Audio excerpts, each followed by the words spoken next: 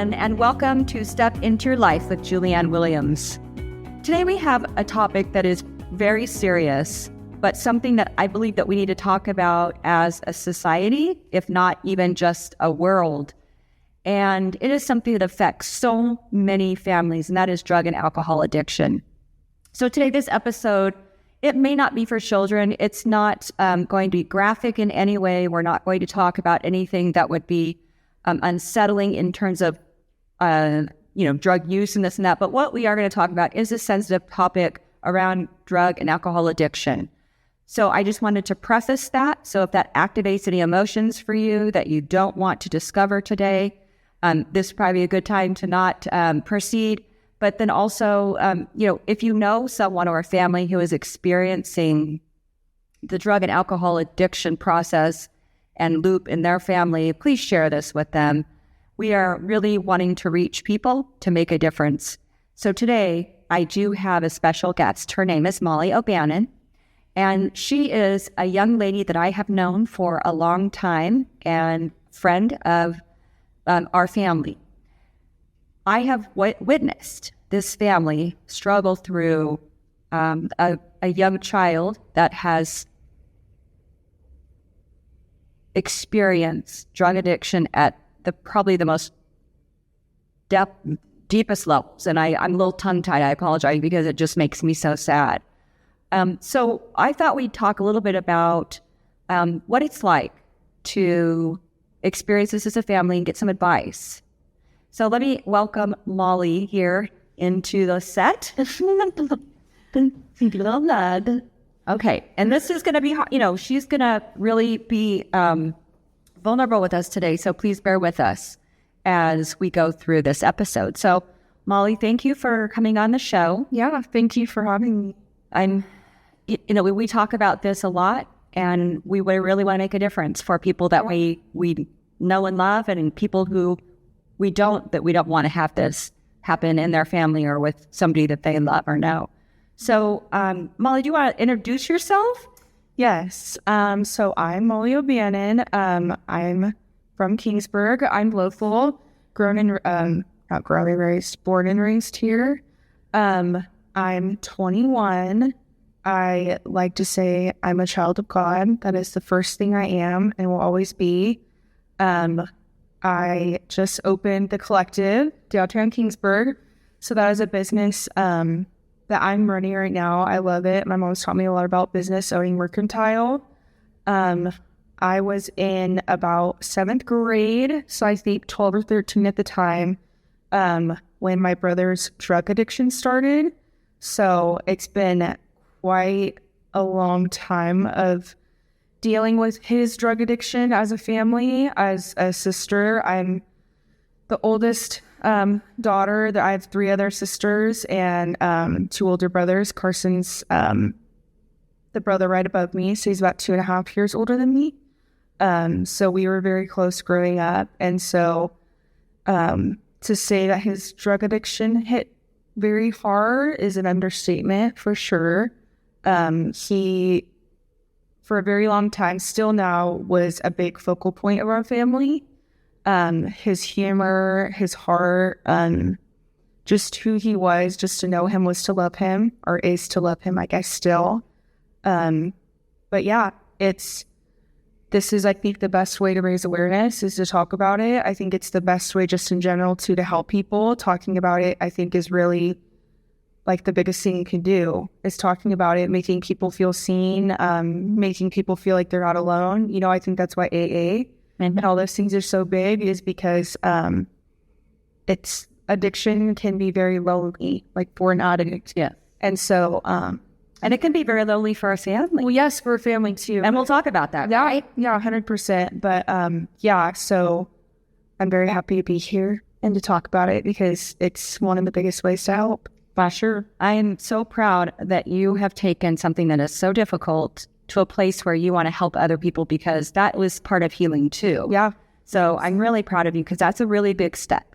Yes. So for a minute, let's think about your mission work real quick around drug and alcohol addiction, because I don't want this to be at the end of the episode. Yeah.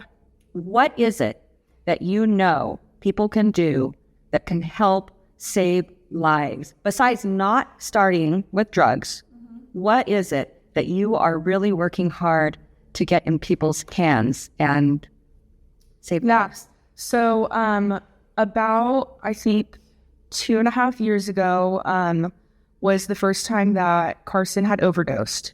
And he was in our home, and my parents found him, and it was a very traumatic experience. You know, we are so lucky, like us as kids, that we have our parents, and, you know, they've handled the terrible, like, seeing all that stuff. And so I feel very blessed that we weren't in that situation, but just, you know, to get the phone call to see the pain in your parents and your siblings and your grandparents and your aunts and uncles and cousins, it affects everyone. So after he overdosed, I was on Instagram one day, and an ad came up on Instagram, and it was for endoverdose.com. And so basically they're a nonprofit out of LA, and the founders are all EMTs, so they've seen a lot of addiction firsthand, you know, going to the 911 calls and dealing with people overdosing. A lot of them, and I think actually all of them, they've had friends that have died from overdosing. They've had family members struggle with addiction.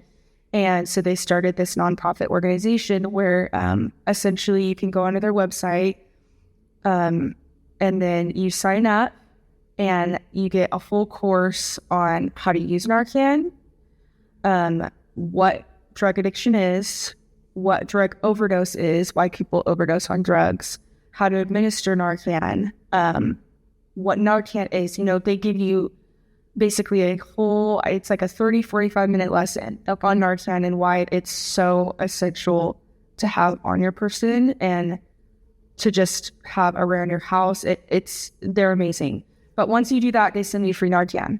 And so I feel like since I did the course, I got Narcan, I became very outspoken about it because of my brother's overdose. And it's so important. I was looking into stuff before coming onto the podcast, just, you know, facts, not even like feelings, just facts. Right. And 50% of overdoses that end in death can be helped. Like they can be stopped. Yeah. Like it's mostly people either don't have Narcan, or they have Narcan and they don't know how to administer it.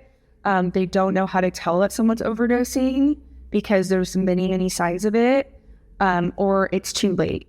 And so just real quick, tell the audience, just in case there is someone who is not familiar with what Narcan is, what it is and what it does. Yeah, so Narcan, it's essentially, I'm like trying to think of the best, easiest way like to dumb it down in a sense. It's basically, you'll get it in a box, and it's like a nasal spray that it just comes in a little package. You open it. It's super simple. It really is. And that's I feel like the disheartening thing is that Narcan's such like a simple thing to use, but I feel like it's just not talked about, or it's really bizarre to me. Essentially, when you administer it, you just tilt someone's head back and you administer it into their nostrils, and you wait, I think it's about 30 minutes.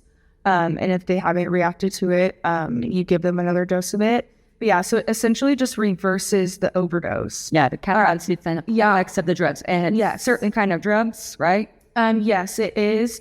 And it's also too, though, it's why I really like endoverdose.com is that they teach you about it. Because I think, too, what a lot of people don't know is that you can still overdose after giving someone Narcan. Okay. So essentially, like, and we learned this after Carson's overdose because, you know, when he came back to, the EMTs were kind of telling us, you know, you can still overdose.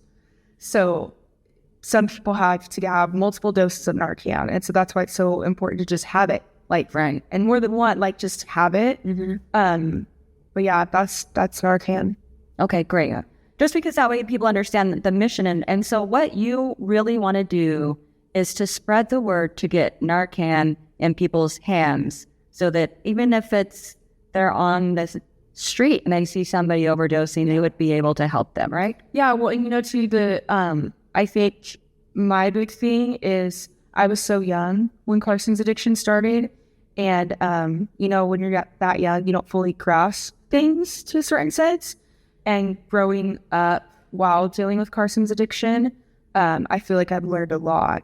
And I think it's very important to talk to kids my age and younger about it. Okay. Because I don't think Narcan, I don't think it's just a thing that, local businesses may carry or I think everyone should be carrying Narcan. Okay. Because even end overdose, they go to schools. Right. They go to schools and they do their lessons in schools. They give out free Narcan to all the students. And I remember I was looking at their Instagram one day, and after one of their classes they gave out of school, one of the kids is at a concert on a weekend, and he threw his Narcan in his bag, and he saved a life at the concert. So, you never know. You really don't. You never know if you're walking down the street, or you're at a concert, or you're at a restaurant, or, there's just...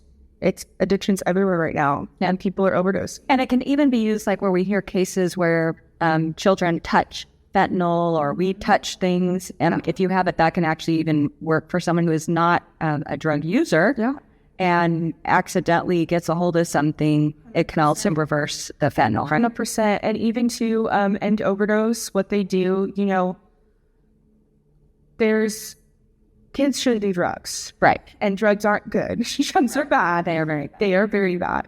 And they shouldn't do them. But there is this stuff nowadays where it's in everything. And fentanyl is in everything. Yes. So you even have, people that recreationally smoke marijuana, and you have people like that. And so end overdose too, they also have on their website test strips. Mm-hmm. So actually, if you're gonna smoke weed or whatever, which I'm not saying to do so, right, they do have test strips so you can make sure that you're not gonna overdose on fentanyl, because it's in everything. It really is. It's like you said, you could touch something and it could have fentanyl on it, it could have anything on it. So yeah, I stand by them pretty heavily, and I tell a lot of people about them for sure. That's wonderful. Yeah. So that's really, I wanted to get that out there because I know this is something that you're working so hard to get out. Yes. So, and if we talk about why are you so passionate about this, it's because the experience, I was saying, that, you've had as a sister. Mm-hmm. And like you said, you were really young when Carson started with drugs. And so, how did he start getting involved in drugs? So I remember, it's so weird. I remember the day I feel like everything, hit the wall. It was weed. He was smoking weed. So, and that's the crazy thing too, is that why I'm so passionate about it, is because you never know. Mm-hmm. You don't know if your kid, they could be smoking weed, and a lot of, it's just weed, it's fine. But it can lead to other things. And right.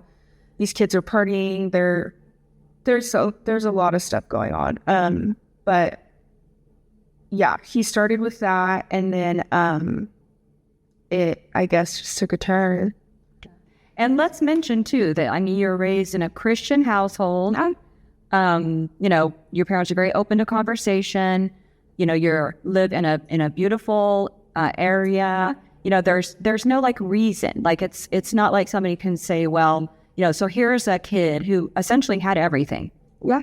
And started smoking weed for whatever reason, probably to experiment and try it. And, here we go. And it started this sort of snowball effect for him of what turned into a really, really, really difficult journey. So yeah, and I always say too, I tell a lot of people, addiction doesn't discriminate. That's right. It doesn't anything, or it doesn't, anything involving mental health, anything. It doesn't discriminate. It doesn't matter, how much money you have in your pocket, how big your house is, how put together you are. It hits everyone. I think you never know. So let's kind of tell people the depths, I guess, of where this has gone for your family, so that there's an understanding of why. I am a 100% believer of no drugs. Yeah. So that is me. Not everybody agrees with me, and they don't have to. But Carson is the case study for me in my mind. about why I really am afraid of drugs and, turning a blind eye as a parent. Because I think we do feel like, well, everybody's doing it, or it's just weed. And we know also that the marijuana today is very different than the marijuana of the past. But let's talk a little bit about what has happened to Carson through starting with smoking pot, and then now today, you guys don't know where he is. Mm-hmm. Yeah, I think that's the hardest. Like, I've talked to you about the grief of that. I think that's the hardest thing with addiction is you kind of don't know who you're looking at anymore in a sense. Mm-hmm. He's sick, he is, but it changes every single thing about that person you can even imagine. And there's so much grief in that of, I don't have the same brother that I had when I was little. I don't have those normal family experiences that others have. Every family has their hardships and their troubles. They do, 100%.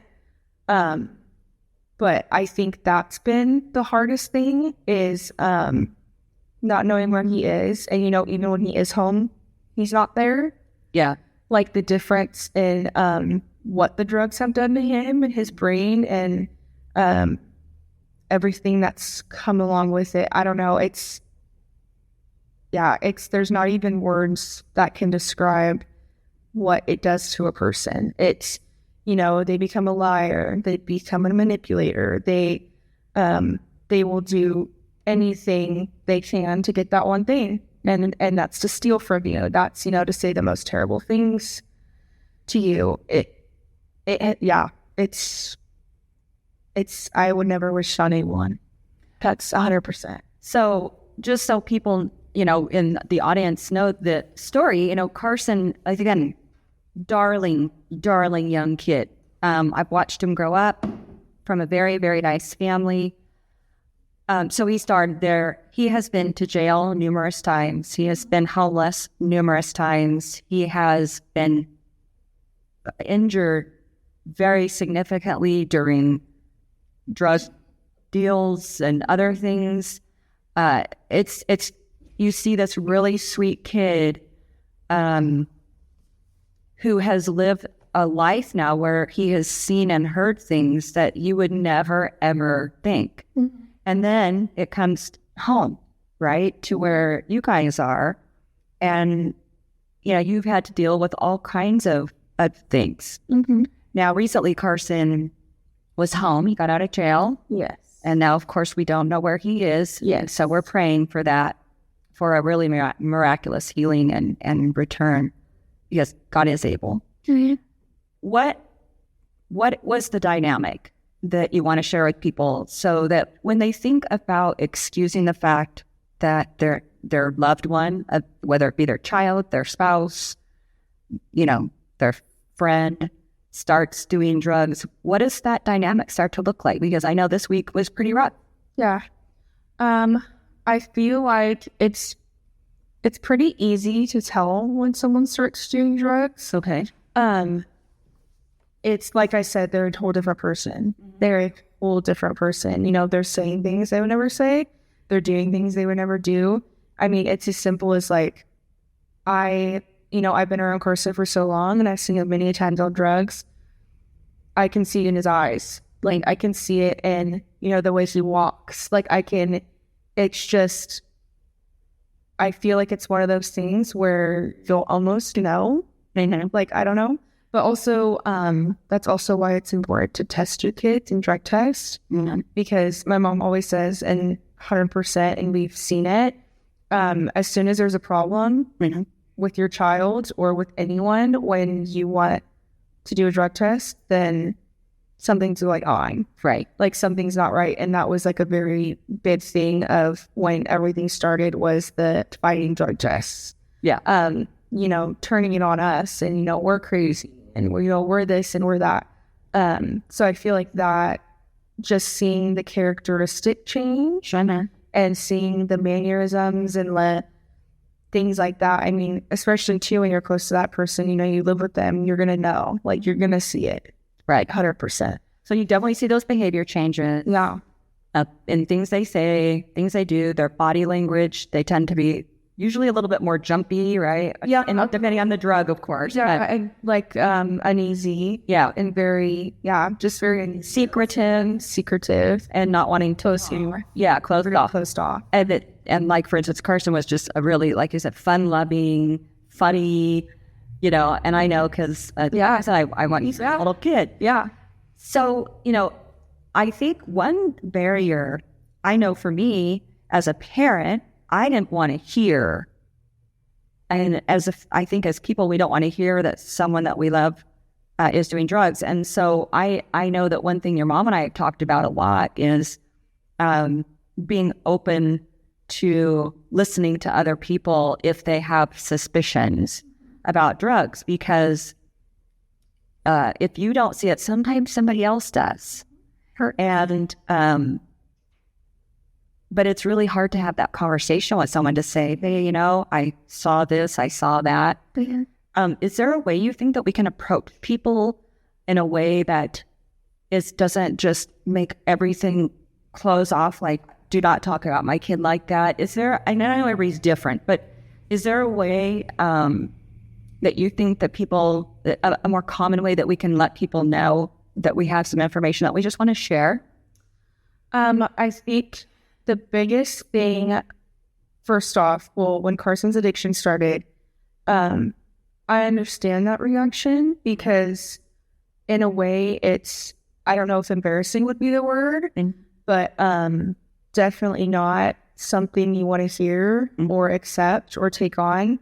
And I think the older I've gotten and the more I've seen with Carson, his addiction, and my family, I think I've learned that with drugs, just people who use drugs, people who drink, they're people, like, just, because they do drugs and because they drink or they, do things you might not do or agree with, it doesn't make them any less of a person. Right. Like 100%, they still have their soul, they're still children of God. They're still, they were made by the Creator and they're loved just as much as the next person. And I feel like when you get that point of view, when you talk about it and you raise awareness, and when you don't treat talking about addiction or addicts or all that, as like such a sensitive topic, and such like I don't know, like with such disgust, right? I think it changes. I think that's where it changes. Because, everyone's going to have their opinions and their outlook on those people. And I could have turned my back on Carson so many times, right? From things he said to me, from how he's treated me. But also a big thing is separating the addiction from the addict. Because it's a disease. It's separate. It's not, it's the drugs. Like it is. And that's like one of the hardest things to get over too, is that when they do say things and do things, it's not necessarily them. Right. It's just hard to get over. But yeah, that's where because I feel like once I started realizing that of like, okay, like I don't have to be embarrassed. Like I don't, like this is my brother. Even with homeless people, like we see a lot of homeless people, like that's someone's family. Yeah. Like that's, and we sometimes look down on homeless people so much. But I always say like homeless people are homeless. They're not soulless. Yeah. Like they have a soul. Yeah. That's someone's daughter. That's someone's son. That's someone's, that's someone that is. So I feel like once you change that like perspective of, okay, like this is still my brother. Like this is still like really this person. Right. And okay, they have a disease or okay, they're struggling with something, and being able to kind of take a step back out of yourself and how you might feel in the situation and be like, okay, this person needs help. Right. Because they do. Like those people need help. Like truthfully, they need a community of people that can help them. They need people to talk to them like normal people, or they need to hear like AA. They need to hear stories of other people struggling. They need love. Yeah. They do. One thing that has, with my kids that I told them the whole time growing up, and I even see it as an adult, is really I was really always interested in who my kids' friends were. Did Carson's friend circle change or what sort of tempted him to even try drugs? Because again, I know your parents, and it's just not something. I know that they talked with you guys about all this stuff. Yeah. So, I didn't notice changes in my children. I noticed changes with me even as an adult, depending on who my friend circle is. They say that I always spend the most time with is who you're like. And I am a 100% believer. But did you find that to be true? So like if you're a parent or you're a spouse or it's your cousin or whatever, and you're seeing changes with a friend group, was that a trigger or at all to say like, oh, it's different? Or is that just not? No, I think, 100%, like when I say you never know when your kids are smoking or whatever, his friends started smoking and but he did the same things and he happened to go down a different road than they did. Right. So sometimes too, it's not even necessarily who you're hanging out with. Like I know 100% his friend group changed. It changed pretty frequently once he started taking that other path. I know 100% he started surrounding himself with more of those people who were interested in the same things as him. Right. But that also happens, when I've seen, usually when addicts, they'll start with one thing and they may even do that one thing with all their friends. And then it might start to not be enough for them. The friends are fine with it. Right. But the addict might be like, oh, I'm needing to move on to something different. So then they move on to something different and the friends are like, no, not my thing. So then they have to go find a group of people that will engage in that behavior with them and do that with them. Right. And it's cool to them and it's fun. And then it may cycle again. Oh, like I need something strong, and it goes to that. And then of course, you find yourself like he was surrounding himself with worse and worse people as time went on. 100%. Yeah. Yeah. So, if you were able to tell someone who is in the same position you are, as a sister, as a family member, because I know it's been a lot, how have you been able to find the path of, first of all, taking your pain to purpose, but then also just to be able to get through those really hard days? Because I know some of those days for you are just brutal. Yeah. For me, God, it's the only thing for me that has gotten me through anything and everything.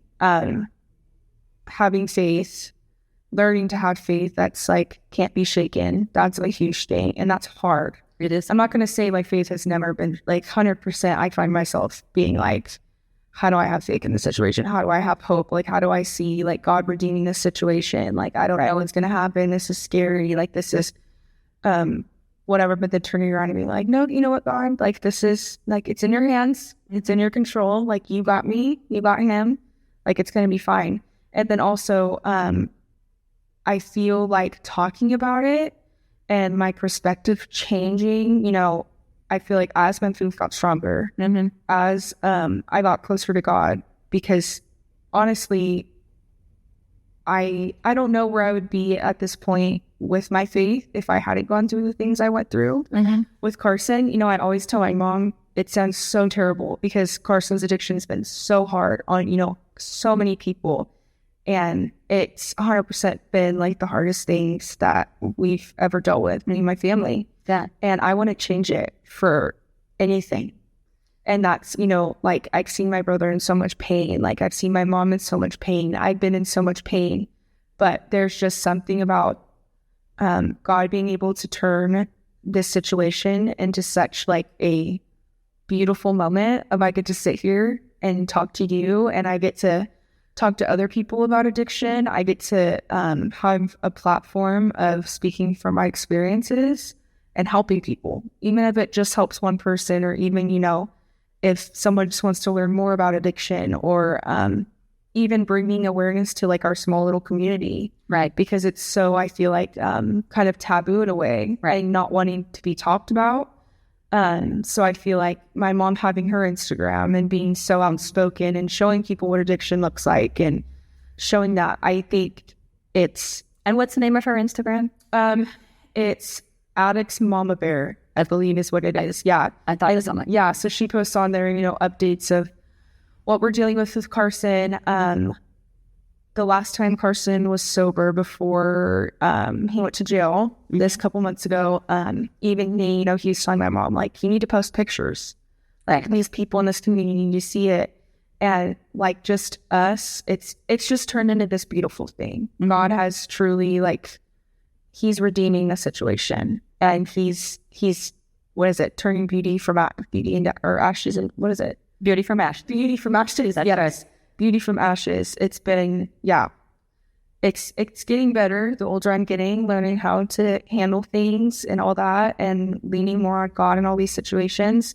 But I would not change it for anything. My family's grown closer. We have the dynamic we have now because of it. I feel like who I am as a person, being able to be that open-minded, loving, forgiving, accepting person, I think that just comes with the territory of being Carson's sister. It's just, you know, how God intended it to happen. And without him, I don't know where any of us would be, truthfully. He's the foundation for sure. Yeah. So thank you for sharing all of this. It's really important. I mean, the drug epidemic is real. And like you said, in our small town, sometimes it's hard to see because really we have such a lovely community. And it's really hard to think that anybody that we know, including one of our family members, would get involved in something that we see, like you said, as something that's like sort of for other people or for people who are like us and whatnot. And so opening our eyes to it is hard. Yeah. It really is. I mean, I know with the death of my husband, it taught me so much, and I wouldn't be the person today that I am if it weren't for that happening. Now I take him back, believe me. But the point being is that, you know, I can't change that, but what I can do is change what happens next. And that's really what you're doing. And I'm so proud of you because you're a young lady. Yeah. I'm an old, you know, it's kind of like you can't teach an old dog a new trick. No. So, you know, I'm so proud of you for doing this important work. And like you said, if you save one life, it's worth it. Yeah. Well, and even too, I think, like somewhere in the future, I'm wanting to do more things, you know, get more involved with the community. I'm wanting to do stuff at Kingsburg High School. I think for like a long time, this town, like when we speak about drug addiction or all that, you know, it's like our Red Ribbon Week. And it's talking about, you know, like hugs, not drugs, and, you know, putting the silly socks on, and having the crazy hair. Right. And I just think, I think we can do better. I think we can, because like I said, these are people. Yeah. Well, and the reality is that I think it's great from the standpoint of it starts the conversation. Yeah. But I think as kids get older, we have to have the conversations about like the things like the real world. I think it needs to continue. I don't think we need to stop there. Yeah. I think getting something in this community that keeps it going beyond, you know, these kids, because it is important for these little children to hear about it. But, you know, it's hitting like high schoolers and junior high, or like it's hitting that age group and older. And I think it would help a lot. And I think it would make a big change if we do stuff like that in the community. And I think people need to, but I hope people who are struggling with addiction in this community and who feel like outsiders, who feel like they aren't seen or loved or any of that, I hope that this community can start talking about it and, you know, bring them out of the shadows and love them and embrace them and treat them like humans and just us all love each other. It's about all we can do. It is. Yeah. So before we end, I'm going to put you on the spot because I forgot to tell you I do this. And at the end of every episode, I ask the question, what did you do to step into your life? Okay.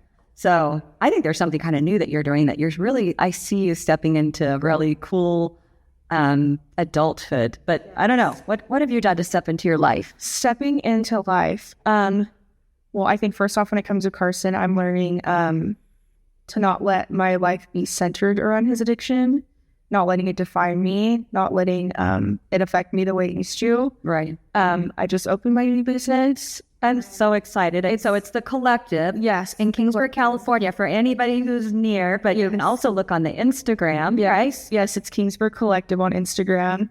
It's a co-op full of, there's 11 different girls in there. They all are local and have their handmade products, and they're amazing. And it's been such there's such a godsend in the business. And I feel like right now that's me stepping into it and really, doing something I love. Not having Carson's addiction on the front burner, kind of back there. It's time for me to live my life. It's time for me to do my thing. And yeah, I feel like right now that's me stepping into it. I thought that I'm so proud of you. Thank you. So everyone, thank you for joining us. And if you want more information on the Narcan program, it is, say the website one more time. It's end overdose, either .com or .org. Okay, we'll link it down below so that you guys can put it on the screen so that you can see that. But, please join us in a movement to normalize conversations about mental health and grief and what it takes us to, which sometimes is drug use. So anyway, again, it's really a privilege to come to you today. And I'll say it again, watch our next episode and let's journey together.